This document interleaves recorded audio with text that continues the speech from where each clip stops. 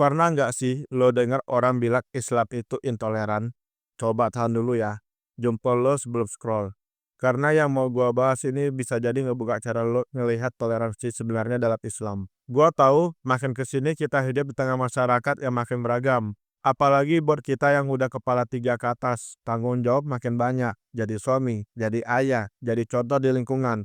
Kadang kita juga bingung, gimana caranya jadi muslim yang taat, tapi tetap adil dan toleran sama saudara sebangsa yang beda keyakinan.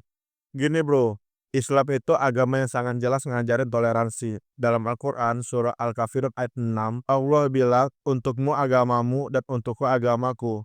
Ini bukan cuma kata-kata, tapi prinsip dasar. Gak ada paksaan dalam beragama. Lo juga bisa cek Al-Quran surah Al-Baqarah ayat 256. Tidak ada paksaan dalam menganut agama Islam. Ini artinya Islam mengakui kebebasan orang lain dalam memilih kepercayaannya. Dan ini bukan cuma dalil kosong.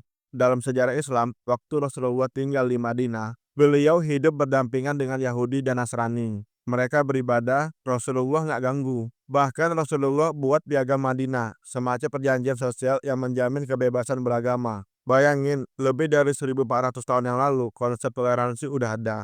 Penelitian dari Pew Research Center juga pernah nyebut bahwa negara-negara dengan mayoritas Muslim yang menerapkan nilai-nilai Islam moderat cenderung lebih damai dan punya tingkat toleransi antar agama yang tinggi. Artinya, ketika nilai Islam dijalankan sebagaimana mestinya, bukan cuma damai buat Islam, tapi juga buat pemeluk agama lain. Jadi, kalau ada yang bilang Islam itu nggak toleran atau melarang agama lain beribadah, itu jelas miskonsepsi. Yang salah itu oknumnya, bukan ajarannya. Kalau lo setuju bahwa Islam adalah agama yang damai dan menjunjung tinggi toleransi, bantu share video ini biar makin banyak yang paham. Tulis di komentar, menurut lo bagaimana cara terbaik umat Islam menunjukkan toleransi di zaman sekarang. Jangan lupa follow buat konten-konten seputar Islam dan kehidupan pria dewasa lainnya. Karena jadi lelaki itu bukan cuma soal kuat, tapi juga soal bijak.